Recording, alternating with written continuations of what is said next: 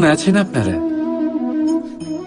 জিজ্ঞেস করলাম এই কারণে, কারণ আজকের দিনে দাঁড়িয়ে আশেপাশে যাকেই দেখছি সে দুঃখী আর ব্যাকুল। সে ভাবে সংসারে সব থেকে বেশি দুঃখ শুধু তার জীবনেই আছে, সব থেকে বেশি সমস্যা তার জীবনেই আছে। সংসারে এমন কেউ নেই যার জীবনে কোনো সমস্যা নেই, আর সংসারে এমন কোনো সমস্যা নেই যেটার সমাধান মানুষের কাছে নেই। কিন্তু সেই সমাধান খোঁজার জন্য নিজের বন্ধ দ্বারগুলিকে খুলে এগিয়ে যেতে হবে, সাহস করে এগিয়ে যেতে হবে। কিন্তু কিছু মানুষ কি করেন, নিজের মাথায় হাত দিয়ে কোনো এক কোণায় বসে নিরাশ হয়ে নিজের ভাগ্যকে তিরস্কার করেন। না, এটা কখনোই করবেন না। কর্ম করুন, এগিয়ে যান, সাহস দেখান, আর সব থেকে জরুরি কথা, সংযম হারাবেন না। কারণ আপনার লক্ষ্য যতই কঠিন হোক না কেন, সেটা অবধি পৌঁছানোর রাস্তা আপনার পায়ের তলা দিয়ে সর্বদাই যাবে। রাধা রাধা। দুঃখ কি, ভয় কি, এদের কিছুটা এইভাবে ভাবা যেতে পারে। জীবনে যখনই আপনি কিছু একটা লাভ করবেন, তখন সেটা হারানোর ভয় তার সাথেই চলে আসে। যেমন আপনি যদি ধন অর্জন করেন, ধন হারানোর ভয় তার সাথেই চলে আসে। সম্পত্তি অর্জন করলে সেটা লুট হবার ভয় তার সাথেই চলে আসে। আর এটা জীবনের সাথেও হয়। যেই মুহূর্তে আপনি জন্ম নেন, মৃত্যুর ভয় তার সাথেই চলে আসে। জন্ম না নিলে মৃত্যু কিভাবে হবে? মৃত্যুর ভয় কোথা থেকে আসবে? এবার এই ভয় কি সেটা আপনাকে বুঝিয়ে বলি।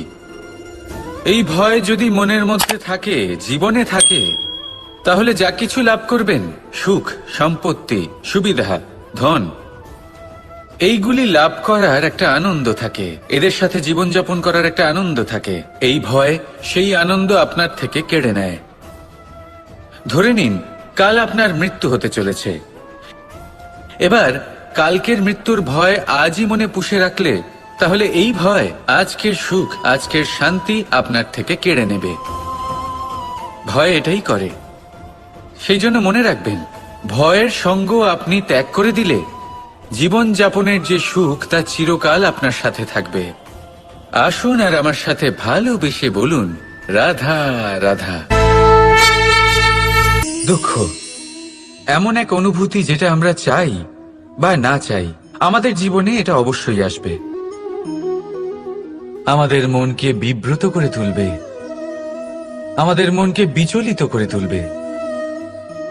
কখনো ভেবে দেখেছেন এই দুঃখ আমাদের জীবনে কেন আসে, কিভাবে আসে? যদি আপনি মন দিয়ে চিন্তা করেন, তাহলে আপনি বুঝতে পারবেন যে এই দুঃখের অনুভূতি পরিস্থিতির থেকে বেশি মানসিকতার থেকে বেশি আশেপাশের লোকজনের সাথে জড়িয়ে। কারণ আশেপাশের লোকজনেরাই আপনার জন্য পরিস্থিতি তৈরি করেন, যা ভালোও হতে পারে আবার খারাপও। আপনার আশেপাশের লোকজনেরাই আপনার মানসিকতাকে প্রভাবিত করে, হয় তাকে ভালো করে অথবা খারাপ করে। আমাদের জীবনের অর্ধেক দুঃখ এই কারণে যে আমরা তাদের উপরে আশা রাখি যাদের উপরে কোনো আশা রাখা উচিত নয়, আর অর্ধেক দুঃখ এই কারণে যে আমরা তাদের উপরে সন্দেহ করি যাদের উপর সেটা করা উচিত নয়। তাৎপর্য এটাই যে মানুষকে চেনার চেষ্টা করতে থাকুন।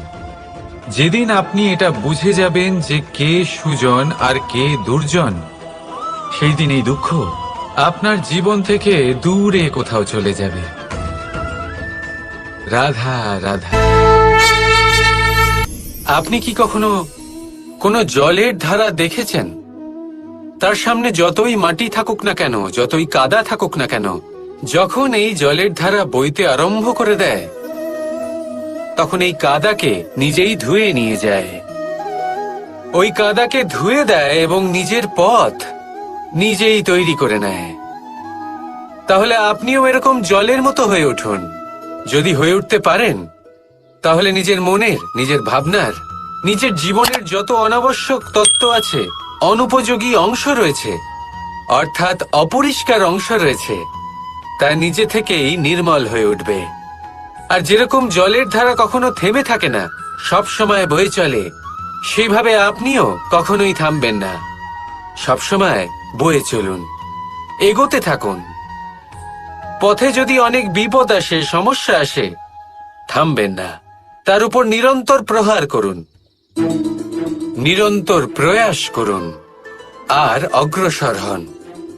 আপনি ভেবে দেখুন, এই জলের ধারা কখনো থেমে থাকে না, সবসময় বয়ে চলে। বিপদের সম্মুখীন হয়ে তাকে সাথে বয়ে নিয়ে চলে।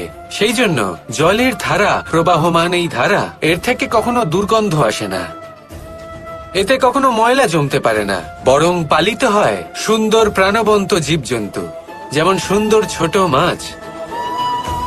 তাই আপনিও এটাই করুন, কখনো থামবেন না, শুধু চলতে থাকুন, জলের ধারার মতো বইতে থাকুন।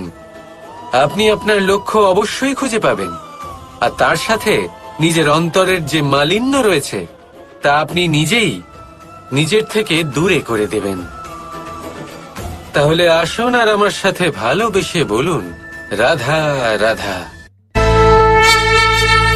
এই সংসারে আমাদের জীবনের সবথেকে বড় দোষ কি আপনি জানেন?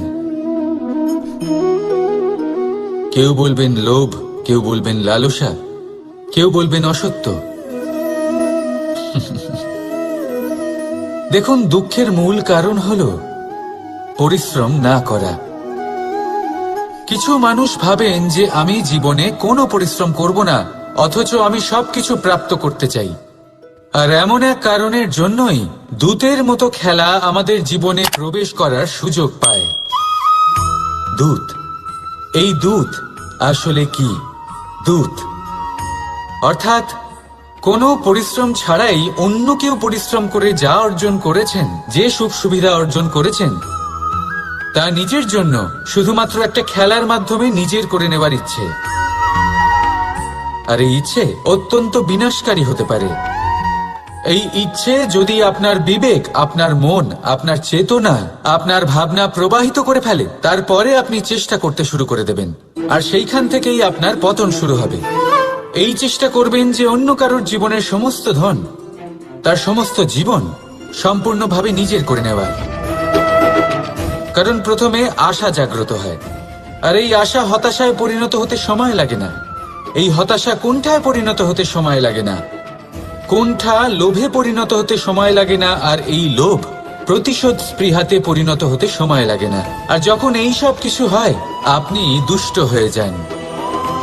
আর সবাই জানেন যে প্রত্যেক দুষ্ট ব্যক্তির পতন হলো অবশ্যম্ভাবী। তাই নিজেকে দূতের থেকে দূরে রাখুন আর পরিশ্রমকে নিজের কাছে টেনে নিন। জীবনে আপনার যা যা স্বপ্ন রয়েছে, যা আপনি করতে চান, শুধুই পরিশ্রম দ্বারা অর্জন করুন। তাহলে তাই করুন, আর আমার সাথে ভালোবেসে বলুন, রাধা রাধা।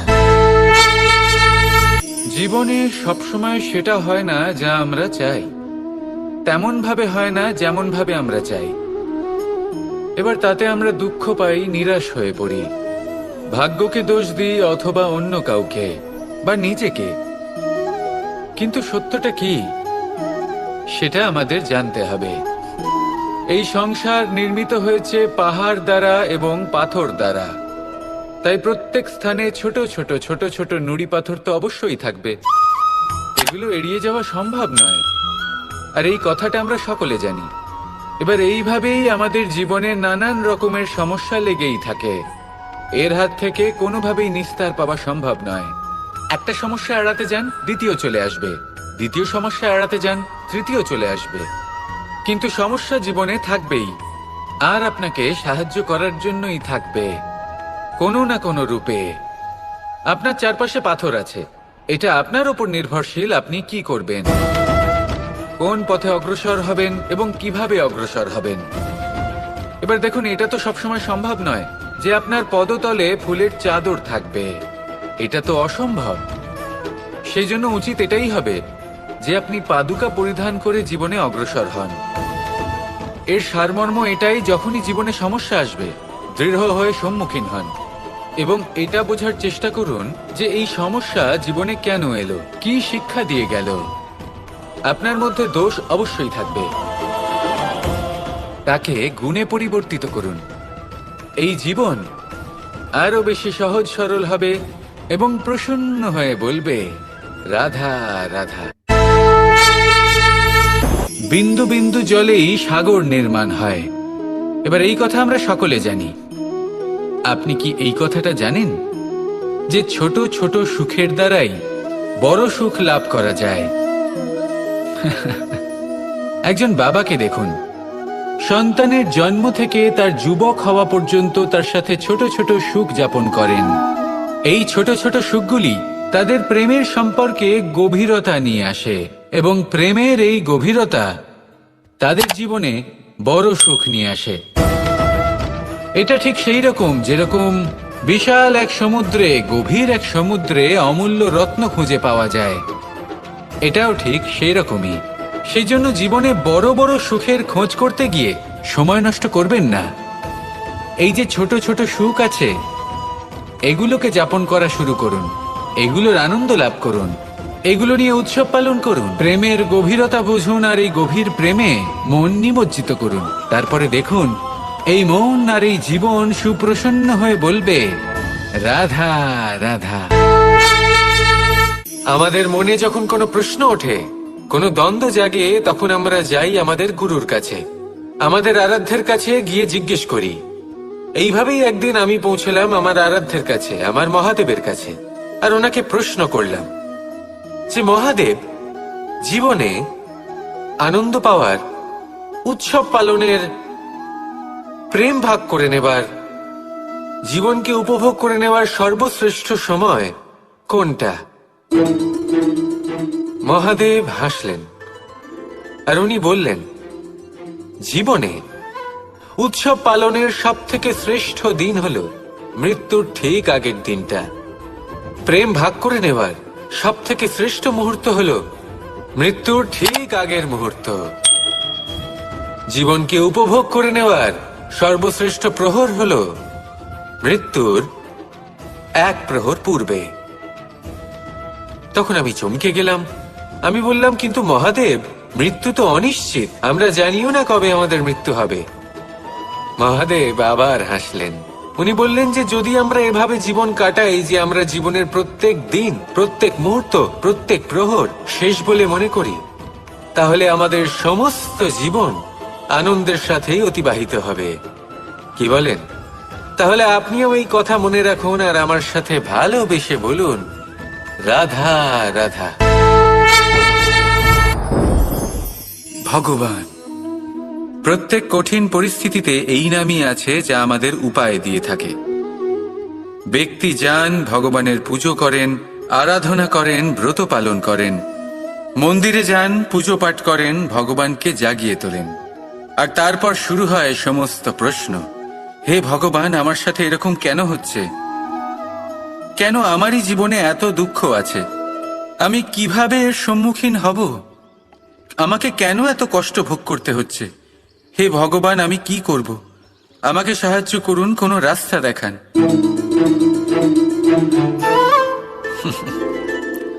চলুন আমি আপনাকে একটা প্রশ্ন করি।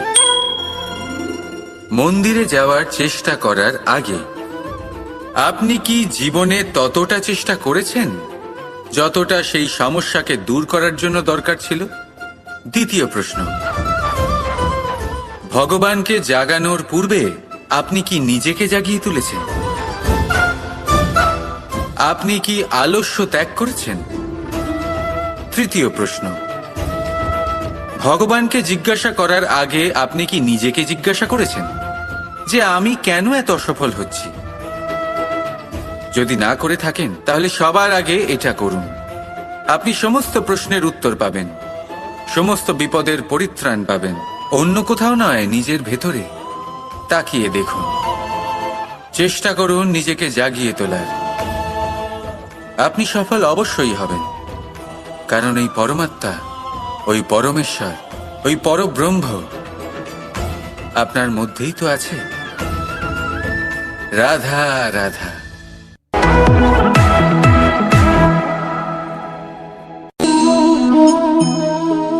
বলুন, কি দেখতে পাচ্ছেন আপনি? আমার হাতের এই সাদা বস্ত্র, নাকি এতে লেগে থাকা এই কালো দাগ? এবারে সত্যি কথা বলতে কি, আপনার নজর সবার আগে এই কালো দাগের ওপরে গেছে। ঠিক আছে, এমনই তো হয়। ভীষণ কম মানুষ থাকেন যারা ভাবেন কোনো ব্যক্তি ভীষণ পরিশ্রম করে এই বস্ত্র ধুয়েছেন, এটা শুকিয়েছেন। বেশিরভাগ মানুষের নজর যায় এই দাগের উপরে, ভাবেন যে এটা কি করে লাগলো। কিছুটা এরকমই হয় আমাদের ব্যক্তিত্বের সাথে। আমাদের শুভ কর্মের উপরে আমাদের একটা খারাপ কর্ম ভারী মনে হয়। এবারে ভাবুন, যদি আমি চন্দ্রের কথা বলি, তাহলে তার শীতল আলো দেখার পূর্বে তার কলঙ্ক লক্ষ্য করেন, সেই চাঁদে লেগে থাকা কালো দাগ দেখে নেন। সেই জন্যই বিশেষ করে যারা শুধুমাত্র শুভ চিন্তা করেন আর উপকারী কর্ম যারা করেন, তাদের আমি বলবো সাবধানে থাকবেন। কারণ আপনার একটা খারাপ কর্ম চিরকালের জন্য উদাহরণ হয়ে দাঁড়াবে। রাধা রাধা। সাফল্য। যদি আপনাকে জীবনে সাফল্য পেতে হয়, তাহলে আপনি একাধিক মানুষ পাবেন যারা একাধিক উপায় বলবে আপনাকে সাফল্য পাওয়ার। দীর্ঘ সময় ধরে পরিশ্রম, চেষ্টা, নির্ধারণ, নিষ্ঠা এই বিষয়ে ভাষণ দিতে থাকবেন। একাধিক রকমের উদাহরণ আপনার সামনে তুলে ধরবেন। কিন্তু আমার এটা মনে হয়, আমরা কেন সেই বিষয়ে কথা বলি না যা মানুষকে অসফল করে তোলে। শুধু দুটো ব্যাপার অসফল হওয়া নিশ্চিত করে। শুধু দুই ধরনের মানুষ বেশিরভাগ অসফল হন। প্রথম তারা যারা ভাবে অনেক কিছু কিন্তু কিছুই করে না, আর দ্বিতীয় তারা যারা অনেক কিছু করতে থাকে কিন্তু ভাবনা চিন্তা না করে। ভাবনা আর কর্ম, এদের মাঝে সামঞ্জস্য রাখা খুব জরুরি। যদি এটা থাকে, তাহলে জীবনে কখনো অসফল হবেন না। রাধা রাধা। আপনি অনেককে এই কথা নিশ্চয়ই বলতে শুনেছেন, এই ব্যক্তির দৃষ্টিতে দম্ভ আছে, এই ব্যক্তির চোখের উপর অহংকারের পর্দা পড়ে আছে, ইত্যাদি ইত্যাদি। চলুন আমি আপনাকে একটা প্রশ্ন করছি, আপনি দেখেন কি দিয়ে? দৃষ্টি দিয়ে নাকি দৃষ্টিভঙ্গির সাহায্যে? ভাবুন। চিন্তায় পড়ে গেলেন নিশ্চয়ই। দৃষ্টি যে কোনো বস্তুর বা যে কোনো মানুষের শুধু বাইরের রূপটা দেখায়, যেখানে দৃষ্টিভঙ্গি আপনাকে সোজা আসল পরিচয়ের সাথে সাক্ষাৎ করায়। উদাহরণ হিসেবে চন্দ্র। চন্দ্র আমরা সবাই দেখেছি। বহু মানুষ আছেন যাদের চন্দ্র অত্যন্ত সুন্দর লাগে, আবার কিছু মানুষ এমনও আছেন যারা এই চন্দ্রের মধ্যেই দাগ খুঁজে বার করেন। এই হলো দৃষ্টিভঙ্গি। যদি নিজের দৃষ্টিভঙ্গিতে প্রেম রাখেন, ভালোবাসা রাখেন, সম্ভ্রম রাখেন, তাহলে তার বদলে আপনিও প্রেম আর সম্মান অবশ্যই পাবেন। এবারে দেখুন, যে জল দিয়ে ঈশ্বরের মূর্তি ধোয়া হয় তাকে চরণামৃত বলা হয়। এটার কারণ দৃষ্টিভঙ্গি। এখন আপনি পাথরকে ভগবান ভেবে পুজো করবেন নাকি ভগবানকে পাথর ভেবে পরিত্যাগ করবেন? সিদ্ধান্ত আপনার, কিন্তু এই সিদ্ধান্ত নির্ভর করে আপনার দৃষ্টিভঙ্গির ওপর। তাই নিজের দৃষ্টিভঙ্গি শুভ রাখুন, নিজের দৃষ্টিভঙ্গিতে ভালোবাসা রাখুন, আর আনন্দে বলুন রাধা রাধা।